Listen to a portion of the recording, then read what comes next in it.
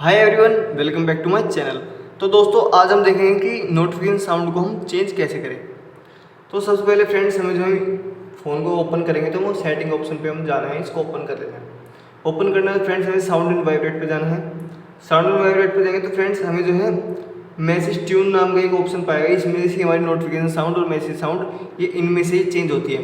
तो फ्रेंड्स हमें जो है मैसेज साउंड में चला जाना, ट्यून में चला जाना है। और फ्रेंड्स तो हमें मैसेज साउंड को नोटिफिकेशन साउंड को चेंज करना है तो फ्रेंड्स हम जो यहाँ पे यहाँ इसको चेंज कर सकते हैं। फ्रेंड हमारे यहाँ चेंज हो चुकी है और फ्रेंड्स हम यहाँ पे जाके फ़ोन रिंगटोन में से भी जाके इसको चेंज कर सकते हैं। फ्रेंड वैसे ज़्यादातर तो इनमें से ही चेंज करी जाती है। तो फ्रेंड्स हम जो है अलर्ट ट्यून में से ही नोटिफिकेशन साउंड को चेंज करेंगे।